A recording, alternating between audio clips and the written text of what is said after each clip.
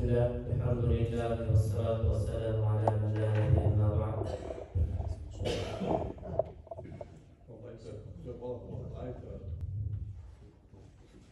Yaratgan Allah Tebaraka ve Teala'nın kulu olsun. Peygamberimiz sallallahu aleyhi ve sellem'e Allah'ın salavatları olsun. Jana Peygamberler kim kıyamatga çeyin eşik turgan bolsa, Peygamberlerin aytkanын atkar, Peygamber deygan turmasa Allah'ın salavatları olsun. Bugün Peygamber sallallahu aleyhi ve sellem'den jana hadisler okuyup zulüm turabı, zulümün kesebetli en çoğun zulüm ne? Jana şunday adamlarga zulümçülük kılууну kesebetleri. عن جابر رضي الله عنه أن رسول الله صلى الله عليه وسلم قال اتقوا الظلم فإن الظلم ظلمات يوم القيامة. Jabir radıyallahu anhu degan sahaba rivoyat qilib Peygamberimiz aytdi deydi. Zulümden saqlandilar, zulümden qo'rqdilar, birovning haqini jeg'idan qo'rqdilar, birovning haqini tortib olmadilar, birovga zulmni qilib qo'ymadilar. فإنه ظلمات يوم القيامة. Zulümdü kılуу kıyamet günü zulüm kılgan zalim adamlar üçün kıyamet günü karаңгылык tarap келет. Kıyamet günü oşo kılgan bu dünyada bir adamды sökкен bolsa, bir adamдын акысын тартып алган болсо, bir adamды ошоктоп zulüm кылып турган болсо, бирөөнү өлтүрүп коюп турган болсо, же болбосо бирөөнүн бирдекесин тартып алып турган болсо, бул кыямет günü адамдын бактысыздык болушуна көбүрөөк нашар. Adamның бақытсыздығын алып келген. Адамның қиямат күні адамдар нұрға мұқтаж болған учурда адамның қараңғылығы болады екен. Тозаққа сүйрейді екен. Сондықтан Пайғамбар хадисте иттақу зулма, зұлымнан қорыққыла, зұлымнан абайлағыла, зұлымшылық қылбағыла дейді. عن أبي هريرة رضي الله عنه أن رسول الله صلى الله عليه وسلم قال لتؤدون الحقوق إلى أهلها يوم القيامة. Қиямат күні болған кезде дейді. Kıyamet günü olmak ister. Allah Teala bu dünyanın çektirip koyuyor. Ar birimiz bir kança yaşaysandan keyin kıyamet olsa üstürdür. İmanın altı şartından biri ahiretke iman getiriyor. Kıyametin oluşuna iman getiriyor. Şu kıyamet günü olgan кезде, gün nayza boyu yakındagan кезде, Peygamber aytadi, adamdın akılları beriledi. Ar bir nesinin özünün akılları eğilerine kaytarıp beriledi. Kim bu dünyada bir adam zulüm kılsa şundan kalk etmeydi. Kim kıyamet günü söz türde alır öyle. Bu dünyada bir adamlara zulüm kılıp koyuşup, birok türmeye düşüp, же болбосо соттан кутулуп кетиши мүмкүн. Бирок кыямат күнү Аллахтын алдына кезде эч ким бирөөнүн акысын жеп калып кетпейт. Сөз түрдө акылар берилди. Hatta yuqadu lishati jalha min shatil qarna. Gerek bolsa akılsız bolgon, ayban bolgon jан-жаныбарга алып келет дейт Аллах Таала.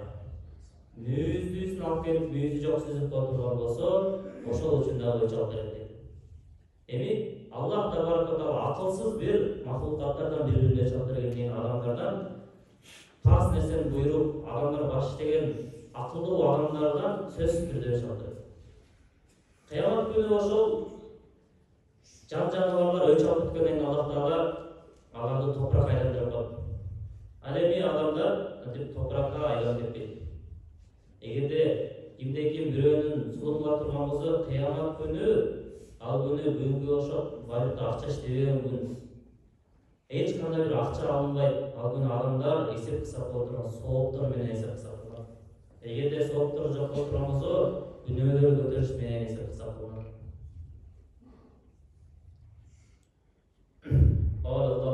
Allah Teala zalimler turasında aytadi.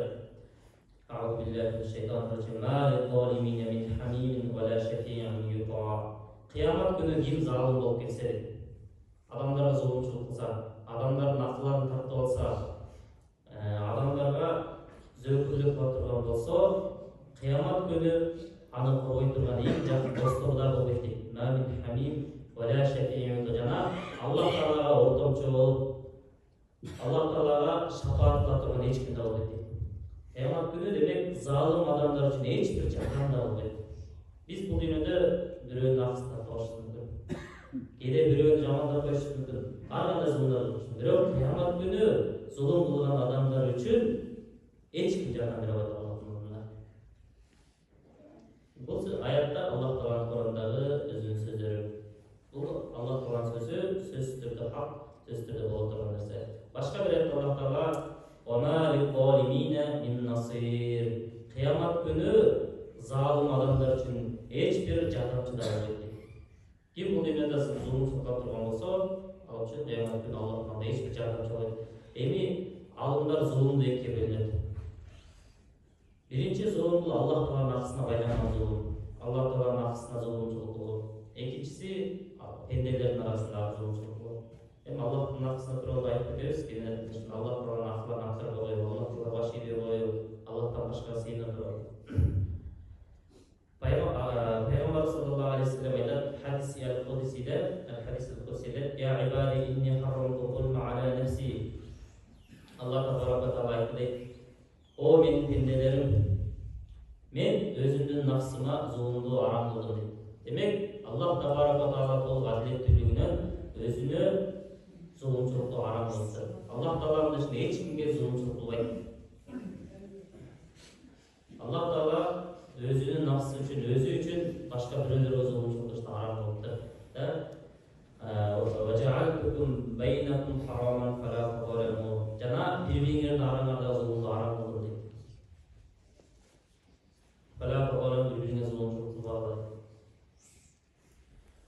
Peygamber sallallahu aleyhi ve sellem إِنَّ اللّٰهَ لَا يُمْلِي الظَّالِمَ فَإِذَا أَخَذَهُ لَمْ يُفْلِتْهُ Allah Teala zalim adamdı azaplayıp davaya azaplayıp. Bir adam zalim bolsa, zöktür bolsa, başka birölerdin tartap жүрген bolsa, же bolsa Allah'tan başka sıyınıp şerk keltirip жүрө турган bolsa, андай адамдарды Allah Teala darоо azaplayıp дейт.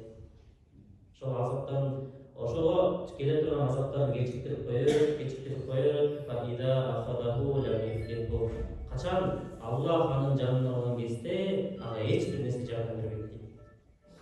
Мешітке барып турган жайы тозак болуп. Андан кийин пайгамбар ушунда ушул хадис айтып туруп, Аллах Тааланын сөзүн айтат: وَكَذَلِكَ أَخْذُ رَبِّكَ إِذَا أَخَذَ الْقُرَى وَهِيَ ظَالِمَةٌ إِنَّ أَخْذَهُ أَلِيمٌ شَدِيدٌ. Деген Кур'анда бир аятта Аллах айтат. Эгерде Аллах Таала бир айылдын ээлери залым болуп кетсе дейт. Айылдын ээлери залым болуп, зөкүр болуп кете турган болсо дейт. Аллах Таала аларды азаптаган кезде инна ахдаһу алимун шадид. Аллахтын азабы катуу дейт. Катуу болгон Аллахтын азабы жетет аларга. Ошондой эле ал азабы бул дүйнөдө да ахиретте да болот. Ошондуктан тарыхта карай турган болсок, кайсы бир пайгамбар болбосун өзүнүн коомуна келген кезде эң биринчи Аллах Таala сыйынгыла, Аллахтан башка эч кимге сыймалы деп коомун чыгарат эле. Бирок коомдору өзлөрүнө залымчылык кылып, Аллах Тааланын акысына башыбай, Аллах Таалага башыбай, Аллах Тааланы башка бирөөгө шерик кошуп отурушуп, анан Аллах Таала коомдору жок кылды. Мисалы үчүн Нух пайгамбардын коому, Салих алейхиссаламдын коому, Ад коомдорун Аллах Таала өзүнөн башка сыйгандырып жүргөн. Ошондой эле Аллах Таала وَمَا هِيَ مِنَ الظَّالِمِينَ بِبَعِيدٍ Менин азаптарым залымдардан алыс эмес дейт. Кайсы бир адам залым болуп турган болсо, демек аларга жеткен азап бүгүнкү күндө бизге да жетип калышы мүмкүн. Пайгамбар саллаллаху алейхи ва саллям айтат: "Иттaqu da'watal mazlum fa innahu laysa baynaha wa baynallohi hijab." Mazlum болгон адамдын дуасынан коркула дейт. Бир адамды zulümçülük кылышынан коркула дейт. Себеби адам дуа кыла турган болсо, Аллах Таала менен анын ортосунда эч кандай хижаб болбойт. Түзмө-түз Аллах Таала жетет. Эгер ошол адам кабыр болсо дагы, мусулман эмес, дини гайыр, башка диндеги болсо дагы, ага zulümчүлүк кыла турган болсо, анын сөз дуасына болот дейт. Пайгамбар саллаллаху алейхи ва саллям башка бир хадисте zulüm bir adam zulüm кыла турган болсо, zulüm Аллах Таалага көтөрүлөт. Аллах Таалага көтөрүлгөн кезде Аллах Таала айтат: "Мен сага сөз түрдө жардам беремин, бирок кеч болсо да." Ошон үчүн бир адамга zulümчүлүк кыла турган болсо, ошондо пайгамбар дуасынан коркпа, zulümчүлүктөн кылыштан коркпа, бирөөгө zulüm кылып коюштан коркпа. Анткени эгер ал дуа кыла турган болсо, адамды бул дүйнөдө да жана ахиретте да бактысыз кылып коюшу мүмкүн. Бул дүйнөдө адамдын бактысыз кылып коюшуна себеп болот. Жана ошондой ахиретте да. عن أبي هريرة رضي الله عنه عن النبي صلى الله عليه وسلم قال: من كانت عنده مظلمة لأخيه من عرضه أو من شيء فليتحلل منه اليوم. Peygamberimiz Abu Hurayra rivayet kılmıştır. Kimdir qaysi bir musulman adam bir musulmandı deydi. Zulümçülük kılıp koysa deydi. Anın abiyerini arın namusunu değişip cevap olsa, ar qanday zulümçülük türleri olsa, жерин тартып алса, үйүн тартып алса, жөнөр жалган жагында турган болсо, анатына жалган сүйлөп турган болсо, агаланын акысына каршы арыз жазып турган болсо, же болбосо жалган көбөк өтө турган болсо дейт. Бүгүнкү күнү ошол зулумчулук кылганынан кутулуп калсын дейт. Демек, ар бир адам ката кетирип экен. Эгерде ката кетирип ушундай зулумчулукта турган болсо, пайгамбарыбыз бизге осуят берип атат. Бүгүнкү күнү ошол кылган зулумдар үчүн деп кечирим сурап калгыла. Бүгүнкү ошол зулумдарды жоюп койгула дейт.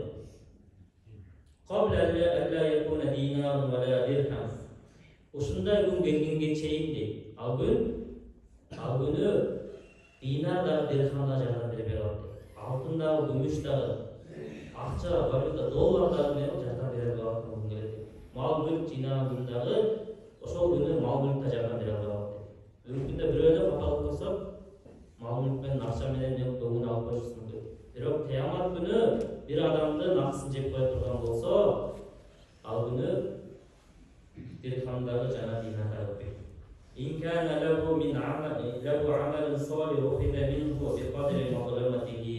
Эгерде ошол адам сооптор боло турган болсо деп, бир адам зулум кылып койду да, Аллахтын алдына сооптор менен келип турган болсо, сооптордон алынат дейт. Демек, кыямат күнү Аллахтын алдына акча жардам бербегенден эмне алат экен? Сооптор менен алынат. Сооптор менен, күнөө иштер менен жоюлат. Зулумуна жараша жанагы адамдын соопторунан алынат экен. Соопторун берет экен. Бул жерде пайгамбар айтса, зулумуна жараша да. Бир адам зулум кылып кетти, Аллах Таала бар өзүн берип койбойт экен. Бардык соолун берип койбойт экен. Аллах Таала ушунча адилеттүүлүгүнөн өзүнүн зулумуна жараша берет. وإن لم يكن له حسنات أخذ من سيئات صاحبه فحمل عليه. Эгерде сооптору жок болуп турган болсо дейт. Жанагы адам сообу жок келди. Күнөөкөр болуп келе турган болсо, жанагы мазлум кимге зулум бере турган болсо, ошол зулум чеккен адамдын күнөөсүн көтөрөт. Кыямат күнү эмеге эсептеше турган нерсе сооп менен күнөө менен эсептеше турган күнөө.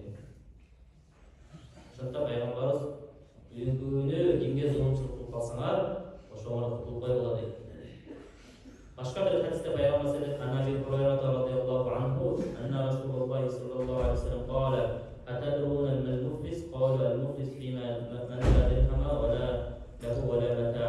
Пайгамбар бирген сахабалардан мындай деп сурады: "Силер банкрот болгон адамды ким деп эсептейсиңер? Кимди банкрот деп айтасыңар?" Дегенде сахабалар айтты: "Qalu al-muflis fima man la dirhama wa lahu wa la mata." Кимдин акчасы жок болуп калса, мал мүлкү жок болуп калса, ошол адамды биз банкрот деп айтабыз. Деген кезде пайгамбар айтты: "Faqala inna al-muflis min ummati." Пайгамбар чыныгы банкрот адамды баяндап мындай деди: "Чыныгы банкрот адам деп менин үммөтүмөн бир адам келет дейт. Яти яумал кыямати би салатин ва сиямин ва закатин." Кыямат күнү жакшы амалдар менен келет. Намаздар менен келет, зекеттер менен келет, орозолор менен келет. Нечтинде жакшы амалдар болуп келет. Аллахтын алдында жакшы салих амалдар болуп келет. Башка бир хадисте, башка бир риваятында тоолой болгон сооптор жыйнап келет дейт. Ваяти кад шатама хада ва кафафа хада. Анан адамдар келип туруп, бирөөнү ошол адам бир адамды сөккөн эле дейт. Бир адамды жала жапкан эле дейт. Ва каламал хада, бир адамдын мал мүлкүн жеп койгон эле дейт. Васафака дима хада, жана бир адамдын канын төккөн эле. Одороба хада, бир адамды уруп койду эле дейт. Ва юъти хада мин хасанатихи. Ошондук жанагы адам келген тоодой болгон сооптор менен келген адам соопторун кимге бере берет. Кимге зулумчулук кылып турган болсо, бирөөнү сөккөн экен, бирөөнү урган экен, бирөөнү жаман ошактарган экен. Кимге кандай зулумчулук кылса, ошого жараша соопторун кетирер экен. Хада мин хасан фаин фанiyat hasanatuhu qabla yaqdi alayhi. Ошентип жанагы адамдын зулуму дагы деле түбөнүрөөк болуп, бирок сооптор калбай калса дейт. Ушунчалык экен, зөкөр адам болот экен, арыңге зулум кылып жүрө берген. Ошентип соопторун берип отуруп, эч бир сообу калбай калса дейт. Бирок дагы деле адамдардын акысынан кутула элек. Ухида мин сейиат дейт, хатая, ухида мин хатая. Жанагы адам соо берип отуруп, акыры соо калган кезде адамдардын күнөөсүн көтөрө баштайт дейт. Адамдардын күнөөсүн көтөрө баштайт. Фатур алейкум матурихатиннар. Ошентип жанагы адамдардын күнөөсүн көтөрүп отуруп, кайра кылган сооптор бардап бара турган жай тозок болот. Себеби кыямат күнү мыйзам Аллахтын алдына барган кезде адамдардын амалдары таза тартылат. Эгерде кимдин жакшылык амалдары, кылган сооп иштери оор болуп басып келе турган болсо, ал адамдын бара турган жайы бейишт болот. Ал эми кимдин күнөө иштери соогунан көп болуп келе турган болсо, ал адамдын бара турган жайы Аллах Тааланын айткандай, анын бара турган жайы тозок дейт. Анан Пайгамбар саллаллаху алейхи вассаламдын бир аятына бир айтат: "Ан умми Салама радhiyallahu anha, анна Расулуллах саллаллаху алейхи вассалам кала". Бир күнү Пайгамбар мынтип айтты дейт: "Иннама ана башар". Пайгамбар мен силер сыяктуу эле адаммын дейт. Пайгамбар саллаллаху алейхи вассалам өзгөчөлүгү ал биз сыяктуу эле адам болгону ага Аллах Таалан вахий берген. Аллах Таалан ага аян берген. Пайгамбарыбыз келечекти билбейт эле. Пайгамбарыбыз эртең эмне болорун билбейт эле, кимдин тозок кимдин бейишин билбейт эле. Бир гана Аллах кимге ага пайгамбарга кабар берсе ошону гана билет эле. Пайгамбарыбызга мисалы үчүн кыяматка жакын кандай белгилер болорун жабыребеште үйрөткөндүктөн пайгамбарыбыз айтат эле. Бирок пайгамбарыбыз өзүнүн оюнан токпойт. Пайгамбарыбыз айтат: "Мен силерге окшогон адаммын.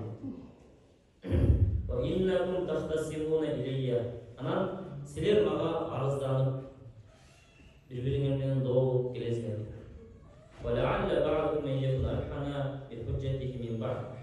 Балким кээ бириңер залым бир адам менен эки адам талашып пайгамбардын алдына келсе, залым болгон бир адам, зулум чеккен адам эле оюн так жеткизе албай калышы мүмкүн.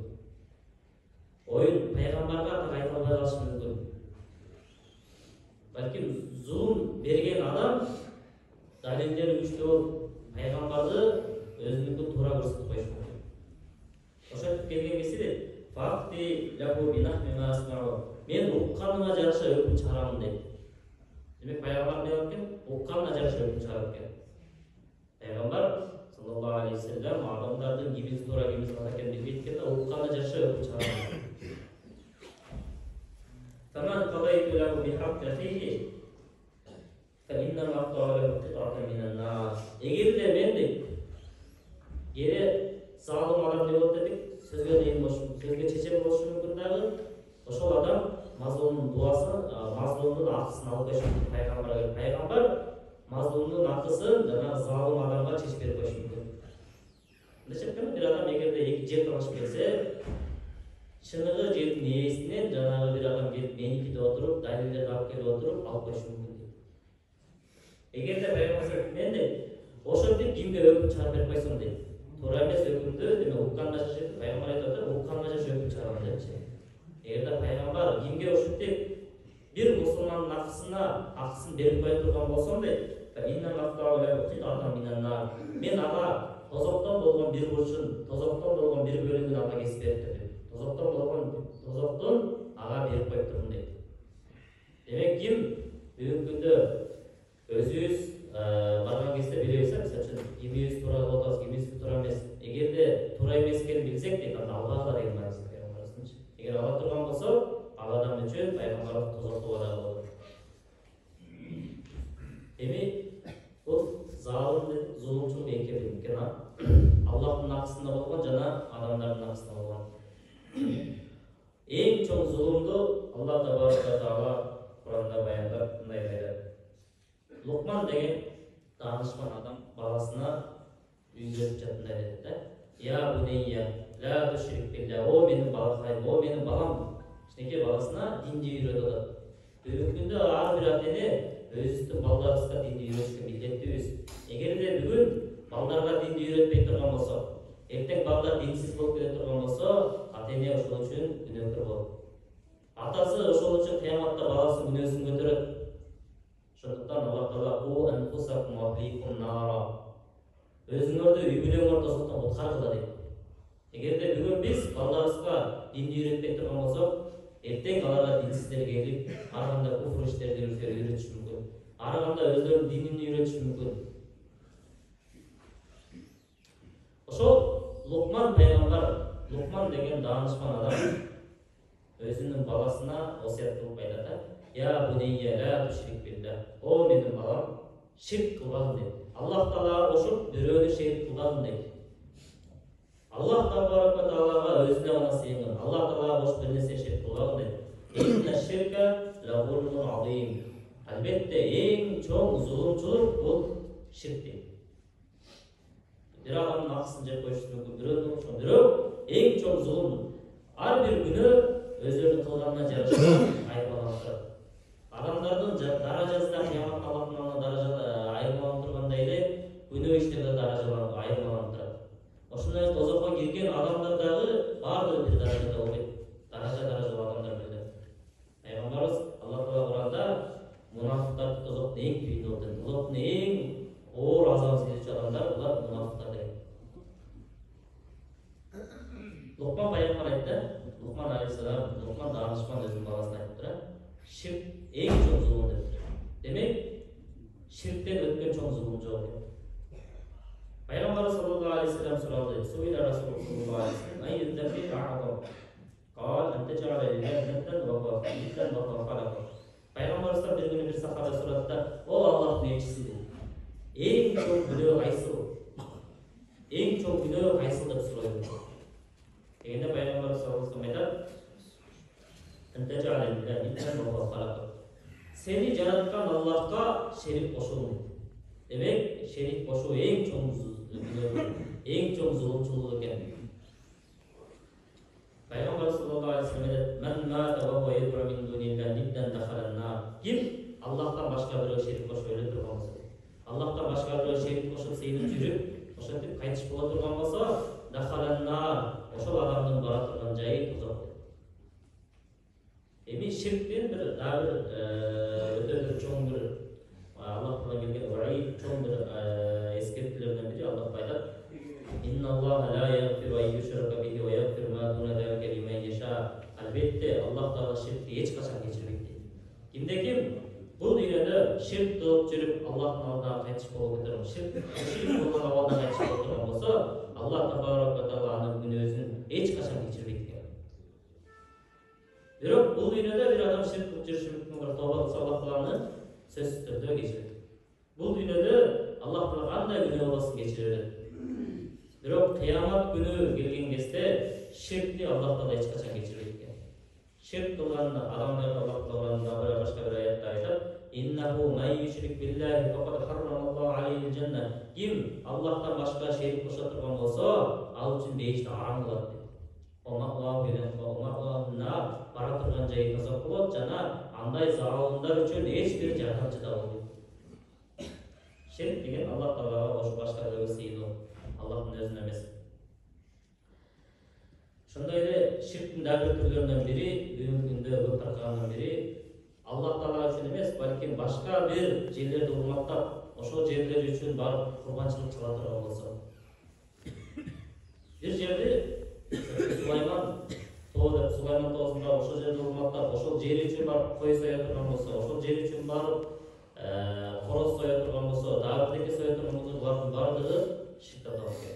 Эми ошолор турган пайгамбар айтат: "Жа'аналлаху ман даbaha ли гайриллах." Ким Аллахтын каргышы болсун деп, ким Аллахтан башкага барып турган, Аллахтан башка үчүн малын жанын соя турган болсо. Пайгамбар саллаллаху алейхи вассалам өзүнүн бир хадисинде айтат: "Bir adam dakhala rajul fil duba." Bir adam tozoko чымын сөйөктө кирип кетти да, дагы бир адам чымын сөйөктө бейиш кирип кетти. Бул пайгамбарыбыздын хадиси. Анан дегенде сахабалар таң калып сурайт да: Kantip adam чымын үчүн бейшикке чыгып жана чымын сеп козоктуп кетчү. Эгерде кантип кирип кетти я Аллах деп сени пайгамбар айтат. Bir коом бар эле дейт. Ошол жерден ошол айылдан ар бир адам өтмөйүнчө кайсы бир адам өтө турган болсо ошол айылдан аларды кармап алып өздөрүнүн кудайларына курбанчылык чалдыртат дейт. Значит, зулумдун эң чоң түрлөрүнөн болот да, эң чоң зулумдун болот. Өздөрүнүн кудайларына курбанчылык чалдырат. Анан бир адам кармап туруп, сен ошол жер үчүн, ошол кудайларыбыз үчүн деп курбанчылык чалдың дейт. Жанагы адам айтат, менин де эч нерсем жок дейт. Чала турганчы. Атым жок, же болбосо да акчам жок, чала коеюн дегенде бир чымын болсо да кармап туруп, биздин кудайларыбыздын урматын деп чала коелу дейт.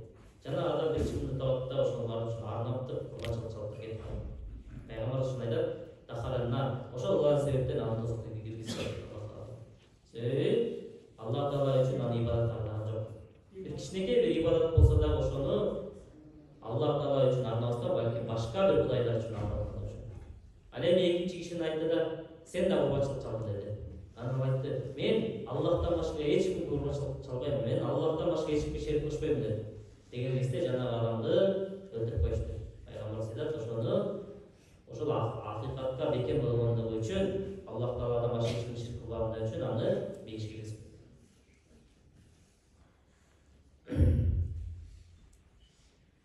Эми пайгамбарыбыз ошондой эле ширктердин дагы бир түрү, бүгүнкү күндө кеңири таркалган дагы бир түрү көз ачыктарга баруу, көз ачыктарга ишенүү. Пайгамбарыбыз саллаллаху алейхи вассалам айтат: "Мен ата кахинан файсаддиқу бимма яқулу кафара лима унзила аля Мухаммад." Ким бир көз ачыкка бара турган болсо дейт. Көз ачыкка барып, ошонун сөзүн тасдыктап кое турган болсо дейт. Туура айткан турбайбы деп кое турган болсо дейт. Ошол мен алып келген ислам дининен чыгып кетти, капыр болуп кетти, исламда эч кандай орто жок дейт. Ошондой эле бул көз ачыкка барыштын шарт эмес. Эгер мисалы үчүн 20-кылымда бир чыккан, Ванга чыккан, эгерде ошол Ванга туура айткан турбайбы, мындай болот деди эле деп турган болсо, бул да адамды имандан чыгарып кетет. Бизде мусулманчылыктан чыгарып турган амал ошол көз ачыктын сөзү туура эле айтып коюптур деп эле тасдыктап кое турган болсо дейт. Ал адам динден чыгарып коет. Ошондой эле бир көз ачыктын дагы бир мындай ширкте амалдарынан бири гороскоп окуу. Гороскопторду окуп, эртең мындай болот экен, күрсүүнү мындай болуп турбайбы деп кое турган болсо, бул да адамды динден чыгарып коет амалдарынан. Ошондой эле ширктин дагы бир түрлөрүнөн бири пайгамбарыбыз айтат, мен силерге дейт, эң коркунучтуу бир амалдан деп коркомун, ал рия, эл көрсө үчүн амалдар дейт. Бирөөгө жакшылык кылып отуруп, ошол жакшылык иштерибизди ниетинде Аллах үчүн эмес, балким өзүнүн элдин алдында кадыр баркын көтөрөйүн, элдин алдында аброюн көтөрөйүн деген максатта бере турган болсо, кыямат күнү Аллах Таала анын соогун бербейт экен. Кыямат күнү Аллах Таала айтат экен, кимдерге берсем барып ошолордун соогун алып алам дейт. Ошол кылган амалдын пайгамбарыбыз деп баалады. Рия, эл көрсүн деп. Мен ушул нерседен корком дейт. Рия кылган адамды Аллах Таала амалдан кабыл кылбайт экен. Бул эң чоң күнөөлөрдүн бири экен. Бизде дагы бир кенен таркап кеткен ширктердин дагы бир түрү тумар тагынуу. Пайгамбар саллаллаху алейхи вассалам айтат: "Мен тааллака тамиматан факат ашрака." Ким бүгүнкү күндө ким тумар тагына турган болсо дейт, демек ал Аллах Таалага шерик кошупту дейт. Пайгамбар саллаллаху алейхи вассалам бир күнү бир адамды карады да, колунда бир жип пайда болуптур. Пайгамбар сурайт, неге бул пайда болгон десе, мен ушунда ооруп калган үчүн ушуну тагып жакшы жүрөм, же болбосо көз тийбесин, ушундай максатта тагып алып экен. Дегенде пайгамбар саллаллаху алейхи вассалам айтат экен, эгерде ушул колунда тагып жүрүп кайтыш болуп кетсең, Аллахтын алдына барып турган болсоң, Аллах Таала сени эч качан бейишке кирбейсиң. Ошондой эле зулумчулуктун Аллах Тааланын дагы бир биздин чоң бир акыбыбыздын бири, биз аткарбай жаткан бул 5 убакыт намазды окуу. 5 убакыт намазды Аллах Таала биздин моюнубузга жүктөдү. Эгерде ошону аткарбай турган болсо, биз Аллах Тааланын акысына бербей отурбуз. Аллах Тааланын буйруктарына биз не болот? Залалчылык кылабыз. Аллах Таала бизге 5 убакыт намазды фарз кылып буйруду. Адам мусулман болгондон кийин эле дароо боюна жүктөлө турган нерсе намаз. Peygamber sallallahu aleyhi ve sellem gerek bolsa ölüp döşөгөндө жатты акыркы сөздөрү намазга буйруп кетти. Намаз окугула кол алгандарда кимде болсо намазга буйругула деди. Намаздын исламда ушунчалык орду жоктугунан Пайгамбар саллаллаху алейхи ва саллем намазды амуду диндин түркүгү деп атап кетти. Аллах Таала табаракалла Куранда айтат: "Тозок эйлер менен бейиштин эйлери сүйлөшүп жүргүзгөндө, тозок эйлери бейиштин эйлери сурайт экен тозок эйлерден: "Ма салакакум фи сакар?" Силерди тозокко эмне сүйрөп келди? Кайсы амалыңар алып келди дегенде, эң биринчи айта турган сөзү: "Алу лам накум минал мусаллин." Биз бул дүйнөдө намаз окубайт. Демек, намаз окубаштык адамдын намаз окубагандыгы ахиретте Аллах Тааланын алдына бара турганда түзмө-түз тозок киришине себеп деген сөз.